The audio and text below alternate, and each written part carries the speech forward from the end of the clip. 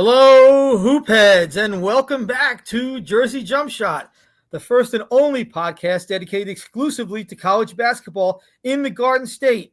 I'm Jerry Carino, and in the 6 seasons of this podcast, we've never had a guest quite as well-rounded as today's. Princeton senior guard Blake Peters is shooting 39% from three-point range on the season. He scored 25 points during Senior Day Saturday as the Tigers beat rival Penn and clinched a spot in the 4-team Ivy League tournament. 2 years ago, Blake scored 17 points as Princeton shocked Missouri in the second round of the NCAA tournament. He's fluent in Mandarin, and he plays the classical guitar, which is notable for its nylon strings. Blake, did I get that right? Nylon strings? Sure did. Yep. You tune in to Jersey Jump Shot for the hoops, and you get a little music lesson. Gotta love it. Blake, welcome to Jersey Jump Shot. Thanks, Jerry. Appreciate you having me on. Let's start with the spectacular weekend that you had, Senior Day.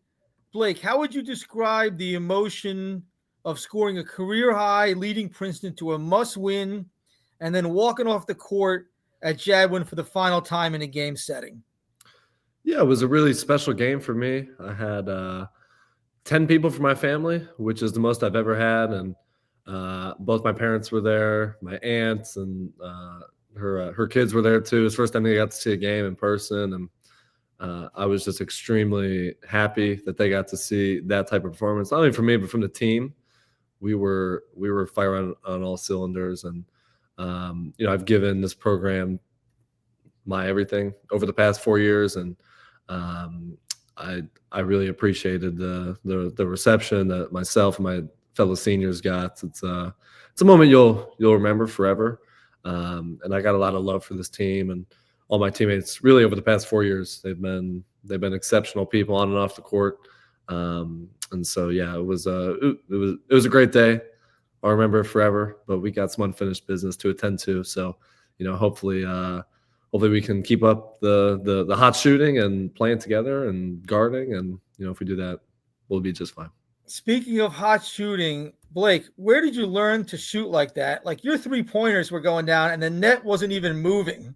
Yeah, I mean, a lot of the credit goes to my dad. We from a very young age, I can remember going to the local elementary school with him, and he was always hard on me. Even when I was a young kid, 6 and 7, he had very high standards for me on the court, and so it was just repetition. It's just all hard work, and of course, there was I got some good genes from him. He played a little bit in high school. He was also a shooter, so I guess it runs in the family. But yeah, it's just I probably got up hundreds of thousands of shots over the course of my life, and so. How many shots will you get up on a summer day?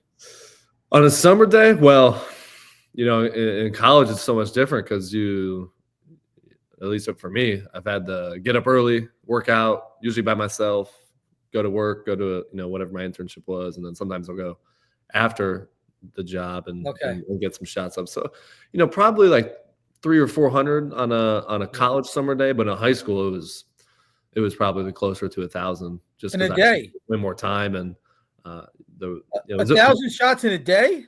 Yeah. Did you have a shooting machine, or who was rebounding for you? Combination. Definitely had a few guns at the high school, the bigger shooting machines. But right. I mean, my dad was always so generous with his time and just very committed to making me the best player. What's your dad's name? His name is Ashley. All right, shout out to him. Great job, Ashley. Let's get a question. Oh, your internship. You mentioned this. I want to talk about your school and academic life in a minute, but what was the internship last summer? I had 2 last summer. I spent the first 6 weeks in Atlanta working for an international aid organization called CARE, which was a great experience. They're going through a little bit of turmoil right now. I think a lot of their budget came from USAID, which is in the midst of a big, reduction, unfortunately. Yeah, they're caught up in the Doge crosshairs. But it was a great experience. I mean, they do really important work. They've been around since the end of World War II. And so it was really, really cool. Definitely got to take what I learned in the classroom and apply that to the real world. So that was fun. And then the next 6 weeks, I lived in Naples, Florida, and did a wealth management internship, which is little closer to what I'm doing post grad. Right. All right. We'll get into that in a bit. That's interesting. Quite a dichotomy there of internships. Yeah. You mentioned hot shooting, and we talked about how you learn to shoot. Now, have you challenged Mitch Henderson, your coach, to a game of horse? I never have, but he has said a couple times that I would probably win such a competition. But I don't think it's probably Blake. He was half the shooter you are when he was in college. Now, to Mitch's credit, Mitch was one hell of a passer. Yeah, no, he was.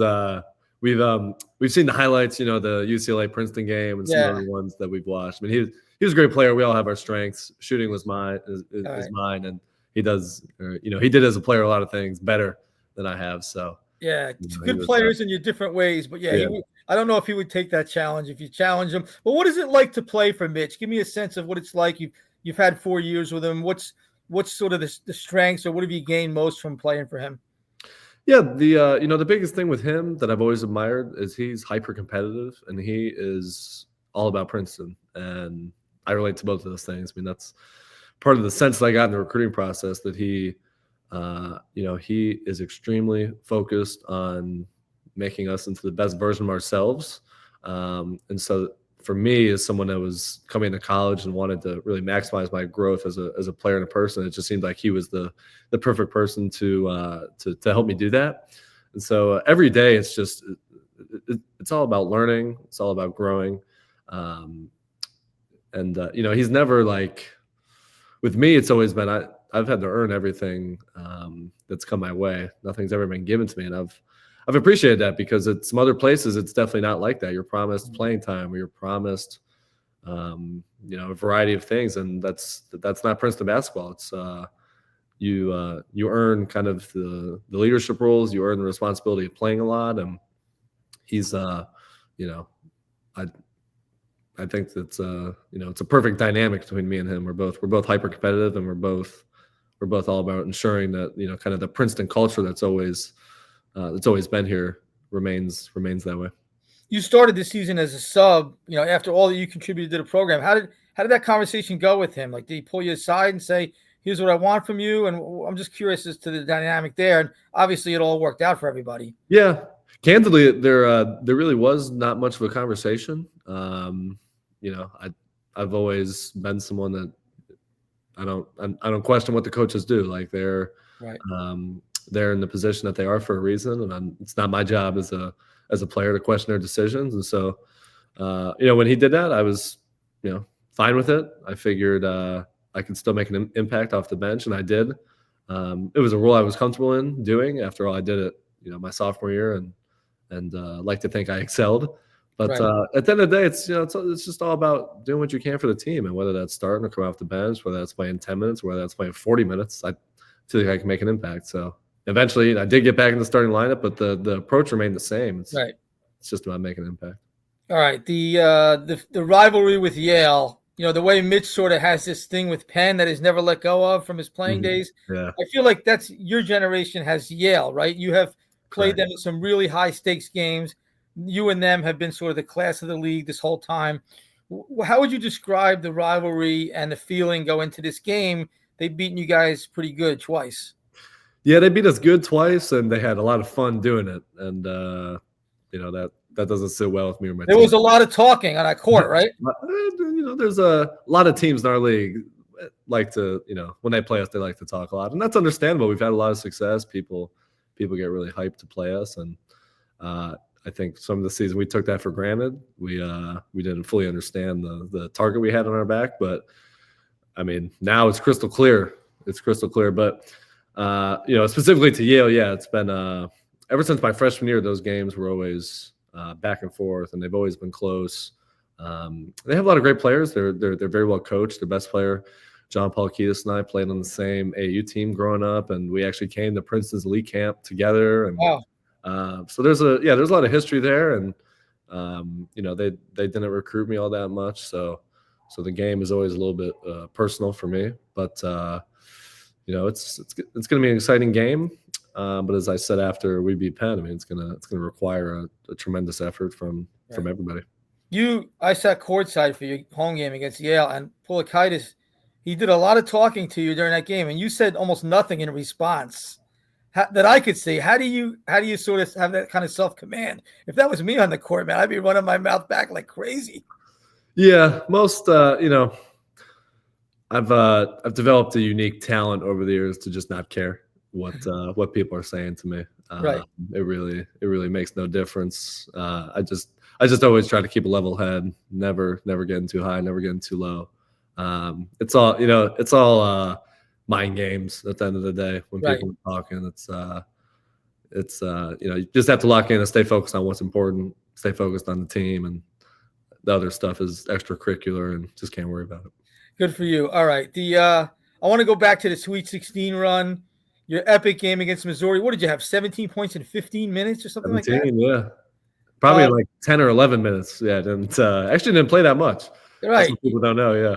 It's hard to believe now because you had such an impact on the game. Of course, the whole team was phenomenal that day. Mm-hmm. You had this epic moment afterwards where you yelled at the court, "Anything is possible." I think it was during an interview. Did I get that right? Yeah. Memory serving correctly? That was me, yeah. It was like a Kevin Garnett type moment. Uh-huh. What was that like for you looking back on it? And then like how has that sort of stayed with you through the years? Have people brought that up? Has it become like a little thing with you and your friends and supporters? It's got to be a fun thing that'll last forever. Yeah. It's certainly become my defining moment here, for better or worse. Gotten a lot of compliments and not criticism, but playful teasing, I would say. Yeah, being right for that moment. But as I've told many people, I definitely didn't go into the interview thinking I was going to say that. It was just a culmination of a lot of emotions, and sure. I mean, what a game really for the whole team. I mean, everyone played well. Tosan, Ryan Langborg, I mean, myself, some others, like everything was going right for us. And I was growing up, the dream is to have a big moment in the NCAA tournament. And so to actually live out your dream and do something like that was an incredible moment for me. But it was also vindication for myself and my family in a lot of ways, because, little do people know, like my family moved out of the community we were in back home to attend another high school, partly so that I would be in a better position to play college basketball. So many people had sacrificed for me to come to Princeton originally and then succeed on that stage. And so it was, I was on cloud nine, and Right. that happened sophomore year, of course. And so I've always been someone that, you always want to, you never want to peak so early in your career. You always want to kind of keep it going. So I'm hoping that, maybe in the next couple games that another moment will come about and we can redefine ourselves. I would like to be known for more than the anything is possible stuff. Great background about your family's sacrifices, and that's why we love doing these interviews, because you really get to talk about stuff and learn things about the college athletes that maybe we didn't know or the public didn't know. You mentioned, I know you're a major in public and international affairs. You'll be getting your degree this spring in that. After you guys beat Missouri, I called like 2 days later. I called Bill Bradley, and he was riveted. He had been riveted by the games, and he was just so fascinated. Not just that you guys had won and advanced to the stage that hadn't been reached since his era, but that the way you guys played the game like reminded him of, his Princeton teams, and more specifically his Knicks teams that really shared the game, that won NBA titles. So that's a pretty cool little tie-in for you to have compliment from Bill Bradley, who is sort of the exemplar of the basketball and international affairs guy, right? That's yeah. Cool. He set the standard, and got a chance to meet him earlier this year, actually, at an event at Coach Henderson's house, and got to talk to him for a little bit. And man, yeah, he's he's the pinnacle, or he's the standard of what a Princeton athlete could be and should be. Given that he did so much for the sports, and then later in life as well, being a senator and all that. So that's kind of what I'm hoping to do, at least in my life, is do a whole bunch of different things and really make an impact on the world. Let's get into that, starting with your senior thesis. This is a massive project that is due like in this spring for every senior within their major. What's your thesis on? Yeah, my thesis is on an international organization called BRICS, BRICS, stands for Brazil, Russia, India, China, South Africa. It's specifically about how it affects the trade patterns of the 5 original members. But more broadly, it's it's looking at kind of the demise of the U.S.-led world order. I mean, we're seeing that in real time, kind of with the foreign policy stances that the new administration is taking. Right. And so I'm writing, definitely about BRICS and trade, but just more broadly at kind of this shift towards economic protectionism, isolationism. It's been a very interesting project. I've certainly learned a lot. And who knows, one day maybe I'll be in a position to act on some of the recommendations that I end up taking. As we say in the news media, that's a timely project for you for sure. Where are you at in terms of this? How close are you to finishing, and how long is this going to be? I'm at about 54 pages. In all honesty, it's probably not going to get much longer. Okay. I'll probably get up to 60.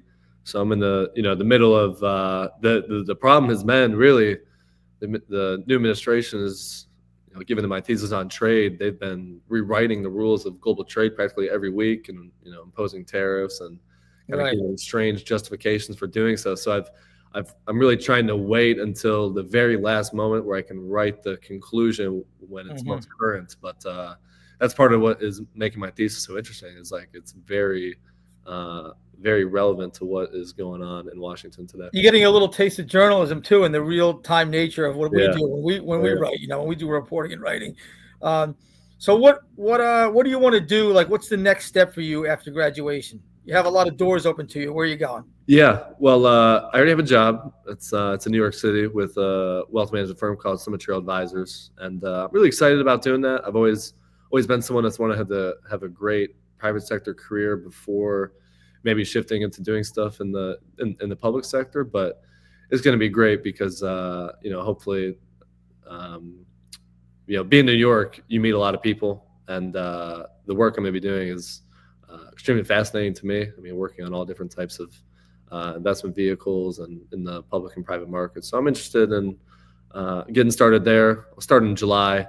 And hopefully, I don't know. I saw your tweet that said Zach Martini was going to the Goldman Sachs London office potentially. I was under the impression that he was going to be in New York and be my roommate potentially, but maybe not. We'll see. Well, I should say, in the interest of being totally forthcoming, the interview was with the London office, but potentially for a stateside job. Okay, that's good news. So I don't think he was necessarily going to London, but he was interviewing with folks via Zoom that were in London. Okay. They were calling the shots, but the job was going to be here. So yes, your information is correct. Mine was a little misleading or not complete. So I'm glad we can set the record straight on that, Blake. Yeah, you got it. It was like a Woj bomb for me because I was like, oh wait, I thought he was going to be stateside. There we go. So we have set the record straight on that. All right, now 3 more quick things, and I really do appreciate the time because I know you're busy. The balancing of books and basketball at Princeton is a real intense thing. You're fluent in Mandarin. What is Mandarin for shoot the lights out? Translate for me. Ooh. To the best of your ability. And I won't know if it's wrong. Here's the thing. The narrative that I'm fluent in Mandarin probably started during the tournament. And to be totally honest, I've never been fluent in Mandarin. Okay. I at one point had limited working proficiency. So if you sent me to China for a month and I was there, I could hold my own and get around and do stuff. But I haven't been in Princeton's Chinese program since last fall. That was the last time I took Chinese. Okay. And I got up to like the 300 levels, which is essentially intermediate advanced Chinese. So it's been a while. Like I haven't been on Duolingo or practicing or anything. So I honestly have no idea how to say shoot the lights out. Is there a basketball? How would they say basketball? Well, something I could say 我打篮球打得非常好, which means I play basketball very well. All right, there you go. I'll take it. So yeah, there's something for you. You could be telling me to take a hike and I wouldn't know any different, but maybe somebody watching in China will get a laugh out of it. Yeah. All right. What Zach told me I have to ask you about playing the classical guitar. My question is, if you could play one song for people to show off the classical guitar, what would it be and why? Ooh. There's a really, in the classical guitar world, there's a famous composer named Fernando Sor. So when I took lessons from like first grade to to 8th grade and then had to stop just because of high school basketball. So most of most of my favorite songs are by him, but there's another famous song called Spanish Romance. And if you heard it, you would probably recognize it, but that's probably the one I would play. It's very, very fast paced, very romantic, kind of gets you feeling like you're in Spain, kind of by the Mediterranean Sea, and it's very beautiful melody. Get me thirsty for sangria. Okay, Yeah. So I will look up Spanish Romance. I will Google that. I'll YouTube it when we're done. How's that? Yeah. All right. Let me know. Last question. I really appreciate this. Is fun stuff. Your biggest piece of advice for someone entering Division I college basketball today, what would it be, Blake? I don't envy someone entering today with all the drama going on with the transfer portal and all that stuff. But the biggest thing I've taken away from my experience is there can't be a dissonance kind of between what your goals are and how you behave. So if you're coming into college and you want to be that first team all league guy, or you want to be a captain, or whatever your goals are, you just have to make sure that your habits align with doing that. So, for me, I've always wanted to be a contributor and always wanted to be a leader. And so every day that just required me working harder than everyone else and relating to my teammates and just, saying the right things and not doing too much in the locker room or practicing in games or causing problems. Like you just, you want to be steady, you want to be consistent. But don't tell me you want to be a great shooter and you don't work hard and you don't shoot, or you want to be a great point guard and you're not putting in work in the film room and you're not working on your ball handling. And it's basketball's people say it's an easy game, but it's somewhat complicated. Like there's a lot of stuff going on. But if you work hard on the court, you put the time in the film room, good things will happen. So, all right, Blake Peters, good luck in Ivy Madness. We hope to see you in the big dance one more time. And either way, congrats on a phenomenal career as a student basketball player and ambassador for Princeton. Well, thank you, Jerry. Appreciate it so much. Good to see you. Same here. All right, so that was Blake Peters. Really super to hear from him. Princeton will be watching them as they play Yale on Saturday in the semifinals of the Ivy League tournament. We're going to bring on Chris Iseman now. Chris is covering Rutgers basketball with me over these last several weeks, months, and it's been this sort of roller coaster ride, more downs than ups, Chris, and we kind of got a microcosm of it in the season finale against Minnesota. Tell me your thoughts, what jumped out at you about this Rutgers overtime win? Well, first of all, I just have to say there's not many college basketball podcasts where you can get some Doge talk, some mentions of tariffs, and Mandarin Chinese all in one interview. So that was impressive.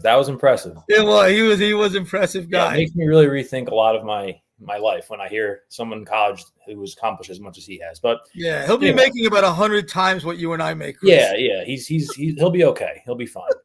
But in terms of Rutgers, I think it was definitely a microcosm of the entire season. I mean, Rutgers played really well in the first half.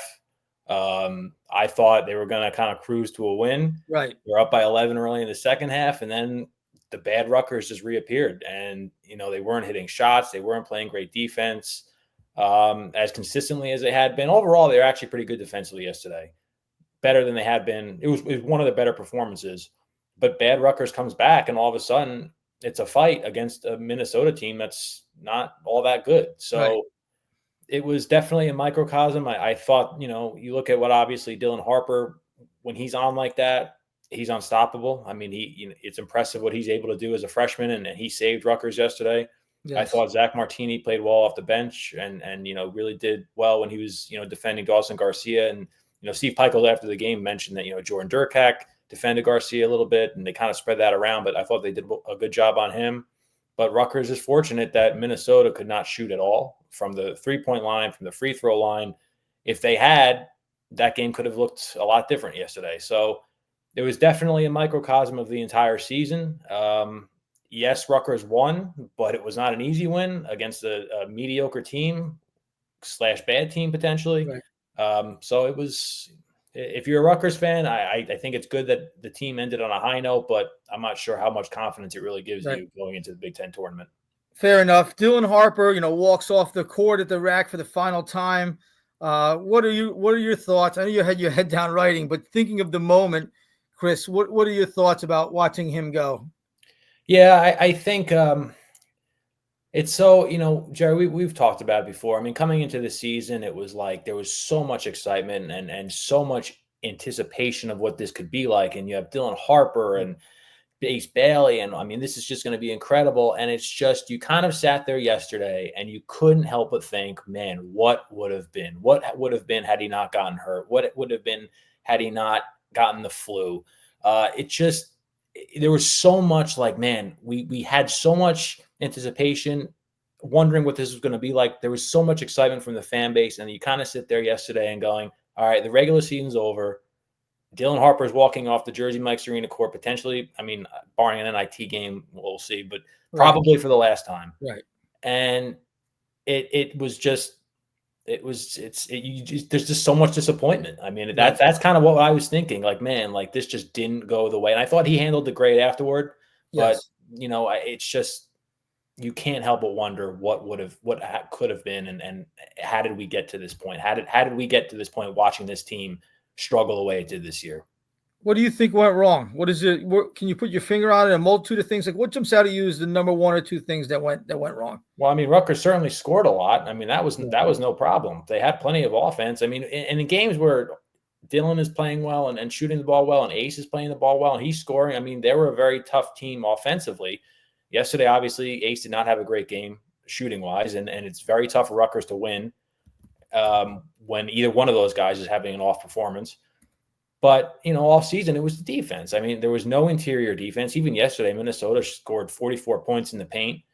The defense just was too inconsistent. And, that was that in the rebounding. It was just up and down all year. You saw flashes of it. And I think that's what was frustrating for Steve Peichel and the fan base, was like, it was so inconsistent. They did play well at times. And I talked to Jordan Durkak after the game, and I said, what was the difference? And he said, well, we just really locked in. We had a really great scouting. He said, we always scout teams really well. He said, but we really locked in this time, and we just kind of all, did what we were supposed to do. And it made a difference. But again, it's just, again, I don't know how much you can take away from yesterday. Minnesota's not a good team.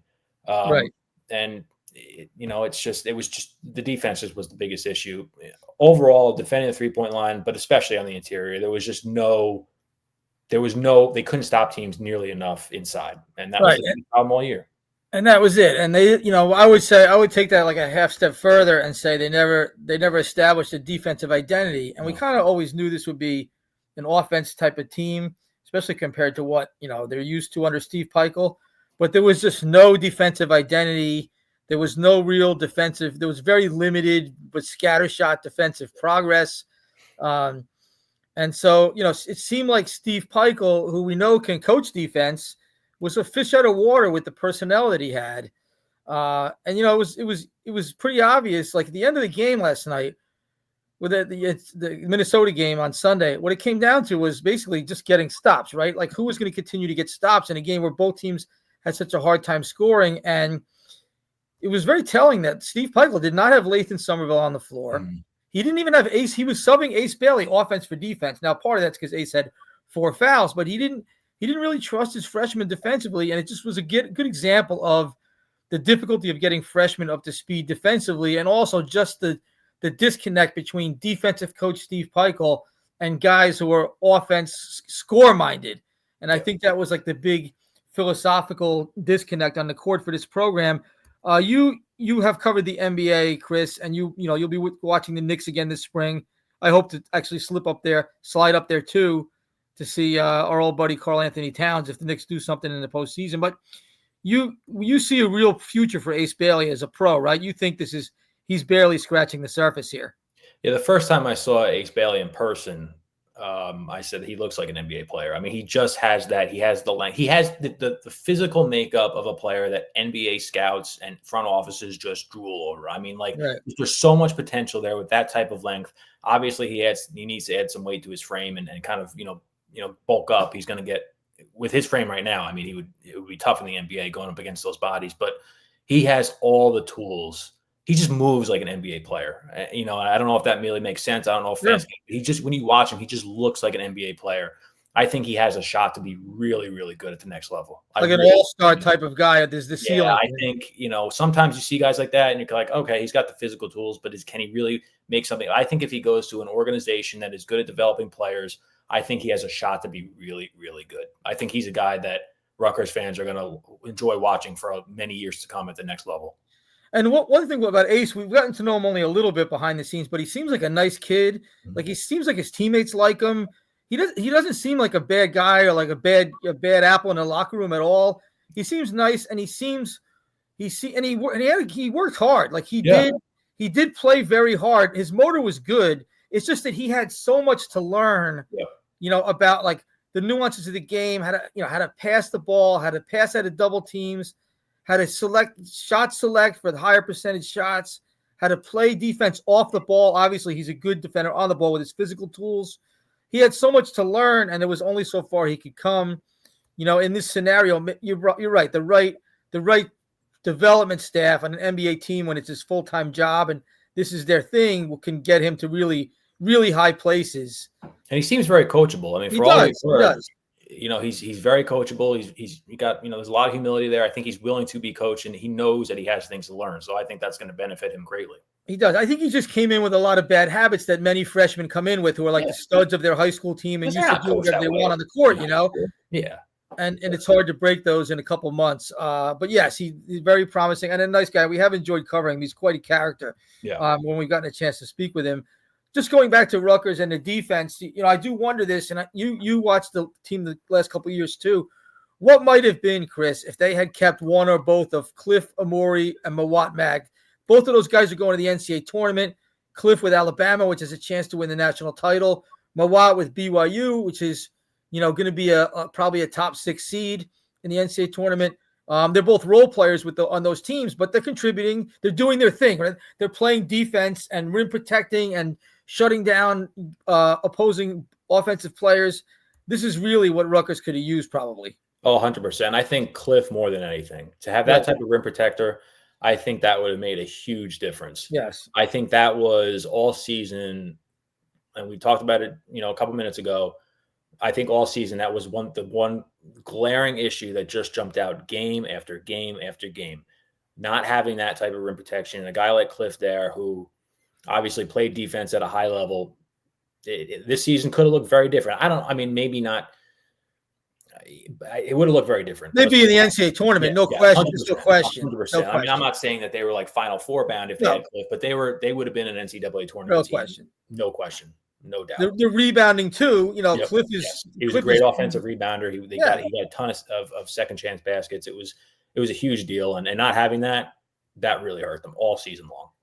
They never really had a chance to bring Cliff back for multiple reasons. One is, his reported NIL package is around $800,000. That might be a little off, but that's kind of what we've heard and what's been reported. It's a hefty sum. Yeah, and that was like close to what Steve Pikiell's entire budget was last offseason. Now, like Dylan and Ace has been written about elsewhere. They have like outside corporate, financing in their NIL.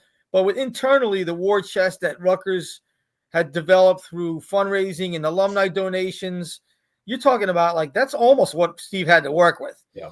And the other thing is, I just think Cliff was ready to move on. Like he'd done his 4 years here, he'd gotten his degree.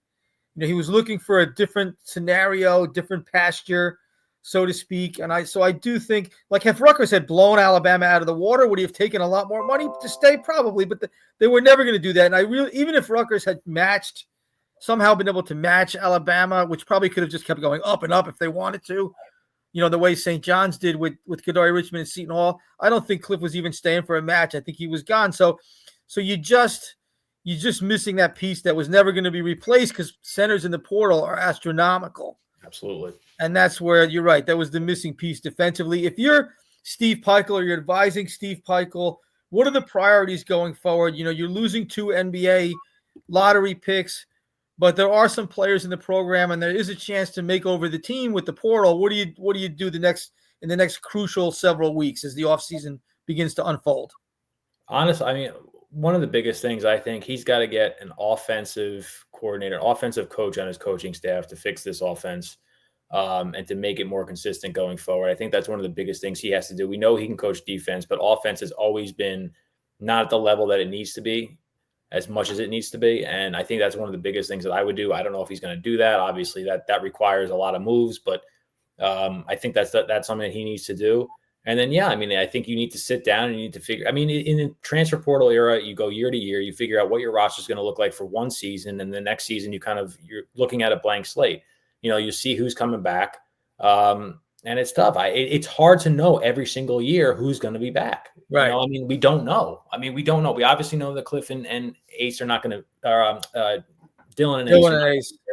And it's hard to know who's coming back. I mean, all these guys, I'm sure, have people in their ear. Right.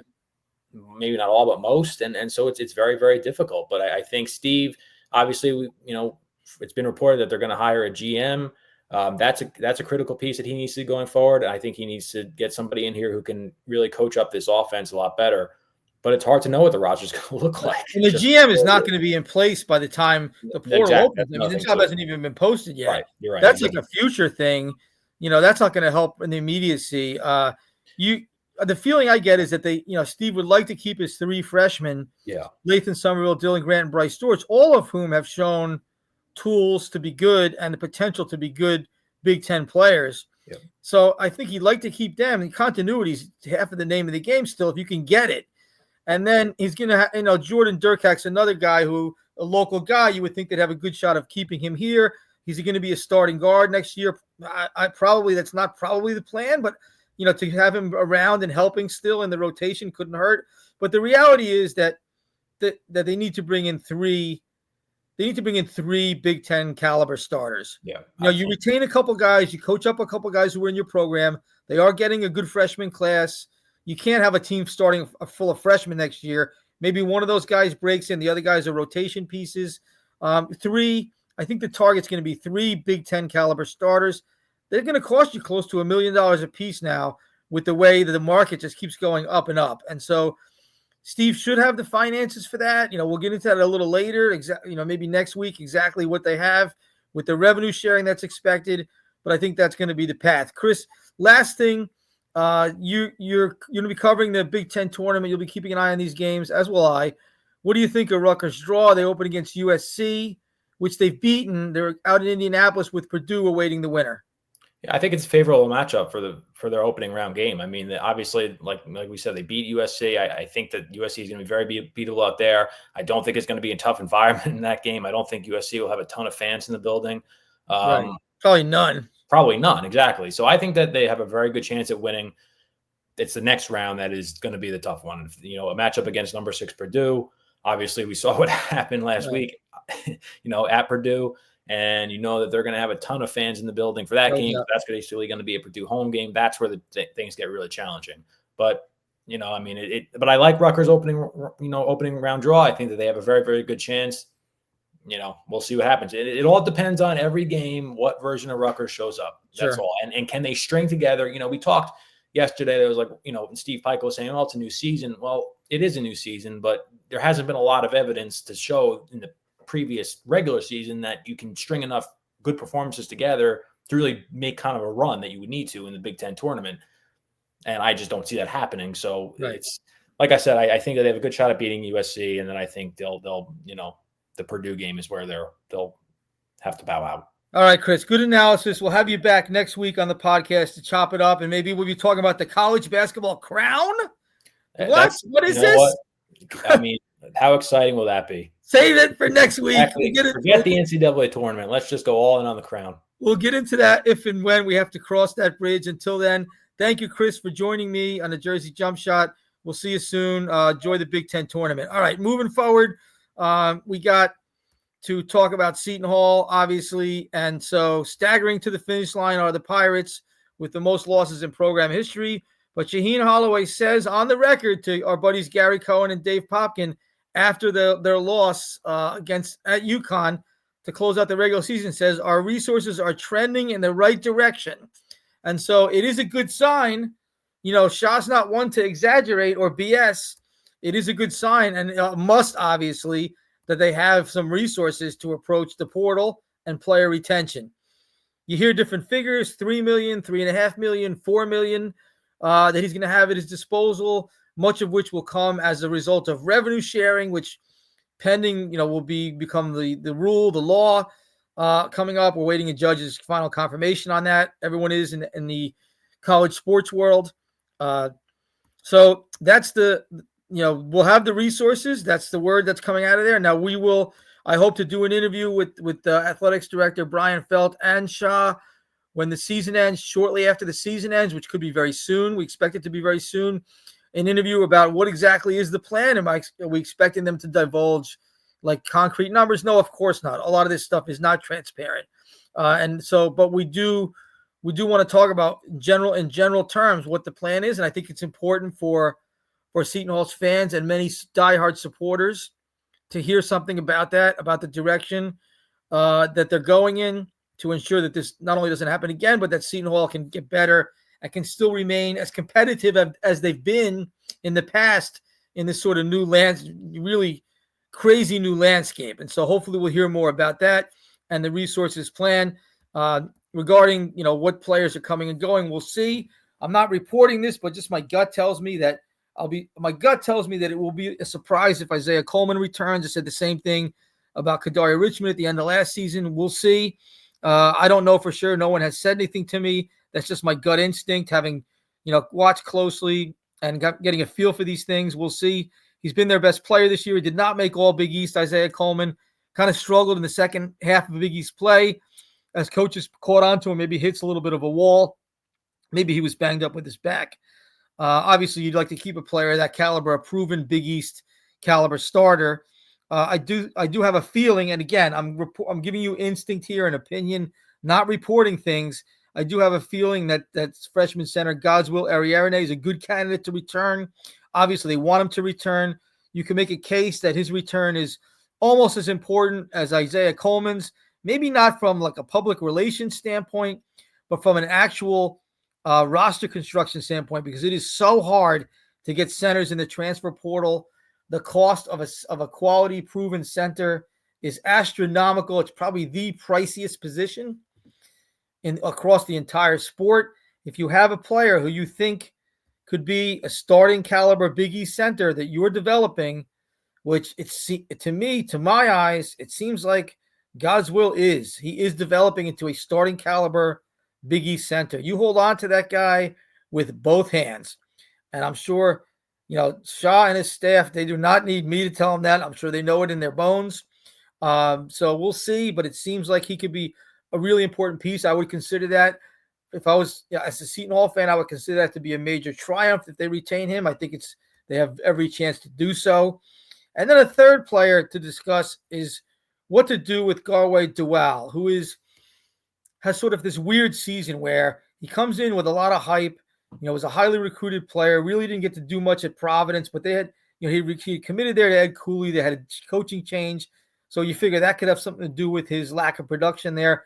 He comes here and is just about invisible the first half of the season, falls out of the rotation for a bit.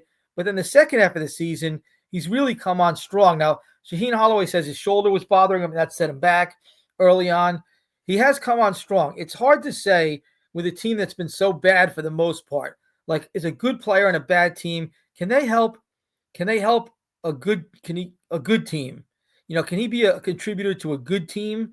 Again, it's all contextual, but it does appear to my eyes that Dual did make good strides as a defender. He has physical tools and was playing, I think, pretty solid disruptive defense on and off the ball in the second half of the season. We know that's a real priority for Shaheen Holloway. I don't know as much about his future as a playmaking point guard. He didn't show a lot of those instincts. He did get, I guess, more aggressive in shooting the ball and hunting his shot as the season went on. He doesn't have a bad shot.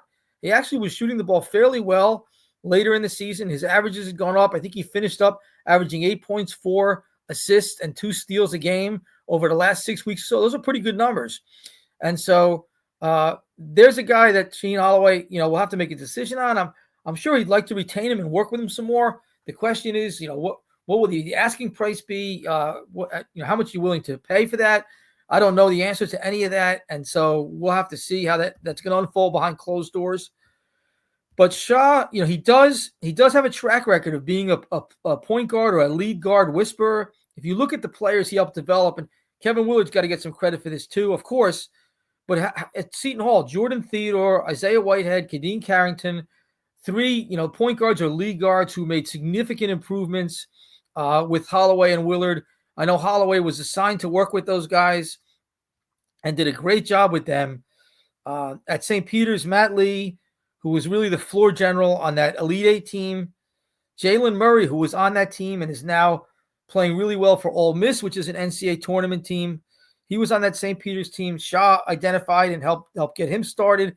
And, of course, the last 2 years, Kadari Richmond, who Shaheen took from raw talent into really finished product, Big East first team caliber, borderline All-American. And Kadari, of course, deserved the most credit for that, but Shaw was right there with him in his development. So you kind of have to trust Shaw's judgment here as to what Dewal can do, what's still left in the tank, how much better he can get in the offseason, and how much better can he be next year. Can he be their point guard? Can he be one of their guards? I think Shaw would rather have like multiple lead guards. He said that before. Can Dewal be one of those multiple guys? That's a judgment call he's going to have to make. I think it's a very important one, because continuity is important no matter how bad you are. Look at Missouri from last year. They went 0-18 in the SEC. They kept 5 core players. They added 4 quality transfers. Now they're a top 25 team. Not saying that Seton Hall can do that. They don't have SEC money. They don't have Missouri's budget. However, they can do a version of that. Okay, so maybe you're not adding 4 big time transfers. Maybe you're adding 2 or 3. Maybe they're not going to be a top 25 team, but can they be a team in the mix for an NCAA tournament berth? Can they do a smaller, lesser budget version of what Missouri did? It's possible. And the decisions on what to do with a Dewal will be a big part of that. And so be interesting to see and feel that out maybe over the coming weeks, how that goes. Can Seton Hall beat Villanova in the first round of the Big East tournament? If you watch them against UConn, you would say absolutely not. But Villanova, I don't know. Does Kyle Neptune have one foot out the door? Do the players there sense a regime ending? Is everyone looking for the exits, which when a coach gets fired, everyone's gone? Eric Dixon's obviously a matchup nightmare. I'm sure he'll continue to play well. No one matches up with him. He's played great against Seton Hall. He's auditioning for the NBA basically at this point. Maybe a second-round pick in the draft, maybe higher. And so he'll be a problem. But where is Villanova's head at otherwise, aside from Dixon? It's a great question. So I do think Seton Hall has a puncher's chance to pick off a Villanova team that could, like I said, have their eyes on the exits. Maybe Seton Hall has their eye on ending the season too. I know Shaw's been talking to them about, the Georgetown run, some of the miracle runs. We'll see. Forget about runs. Can they win one game? We'll see. Seems like a long shot, but I wouldn't totally rule it out. Villanova, it's interesting. Villanova, of course, a lot of pressure on Kyle Neptune in year 3, maybe out the door. Different world with Seton Hall. Seton Hall has patience with his coaches, and context is everything. Kyle Neptune comes in and inherits a gold standard program, right, with Jay Wright and national titles and Final Fours. He also didn't really have a whole lot of equity with their fan base. That's just the things are different at Seton Hall. Shaw's got a lot of equity. He's a favorite son. He's also done more as a head coach than Kyle Neptune, quite a bit more as a head coach. And let's face it, one thing Seton Hall has, they may not have the financial resources. They do have patience. They have patience with Seton Hall, the administration, and the fans for the most part have patience with their coaches. You saw the lesson learned with Kevin Willard. The reward for the patience with him was basically 6 straight NCAA tournament seasons, or 6 out of 7 NCAA tournament seasons, 2 Big East titles. They gave Kevin till year 6 to figure it out, and look where that led. So there is patience there, and I do think that will help Shaw do his job and maybe, reap the rewards that Seton Hall was able to reap with Kevin. That's the idea. Seton Hall can offer patience to a coach trying to build something, whereas Villanova will not. There's context to be understood there, but that's something that's intangible that Seton Hall has, and we'll see how that plays out down the road. Okay, just going down real quick, we're running along today. I want to just mention Monmouth losing a heartbreaker to third-seeded Charleston in the CAA tournament quarterfinals. Abdi Bashir led the country and set a CAA record with 127 made three-pointers this season. King Rice tells my colleague Steve Edelson, I think the article's online now. The story's on our website that he expects Abdi to command at least $800,000 in the portal in the coming weeks. If centers are the number one, portal commodity, the hardest thing to get, shooters, dead-eye shooters, three-point shooters are number 2. And so Abdi Bashir, who we saw tear up Rutgers, who we saw tear up Seton Hall this year, he's going to have a big payday. Will the locals be in on him? We'll see. They obviously know him well, and Shaw knows King Rice really well. He would, no question, be able to have a huge impact on either Rutgers or Seton Hall if he would land there. We'll have to see how that unfolds, but that dance is beginning with him now that Monmouth season is over. FDU lost a double overtime thriller at Central Connecticut. Lots of credit to FDU, and the Northeast Conference Tournament semifinals came back from down 21 on the road against the 1 seed and forced overtime before losing a really close game. FDU had a pretty good season in season number 2 under Jack Castleberry, finished 4th in the league.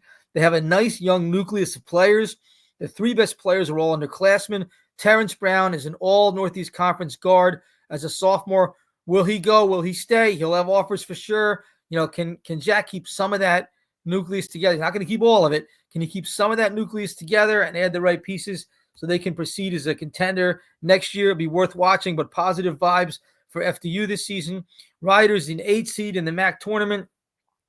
Kevin Baggett, we might be on a coaching change watch. He's heading into the final year of his contract. Ryder, as the university's in this sort of insolvent and borderline insolvent situation where can they even buy a coach out? What resources do they even have? The university's has a low credit rating for a while now. So that all maybe plays into what the future, if any job opens in New Jersey, could it be that one? We'll see. That would be the only one I could think of that may open. And then they still have games to play. St. Peter's did not make the MAC tournament. Disappointment for them after winning the tournament last year and going to the NCAA. It's been a nice few years for St. Peter's. This year was not one of them. So down year for them. NJIT did not make the conference tournament, but finished on a high note with a win at Binghamton at the buzzer. Graham Billmeyer in year 2. It's a tough job because he can't take transfers. He's got to develop guys, so patience will be required. And we know Grant can coach. If they give him some patience, he'll eventually get results there. Okay, that's where we're at. Thanks for joining us on Jersey Jump Shot. Again, Blake Peters, Princeton, tremendous young guy, fascinating story, and we'll be keeping an eye on him this weekend. And everything that's left, Jersey basketball-wise, it's dwindling, but it's March, so you never know. And we'll be back to discuss it next week on Jersey Jump Shot.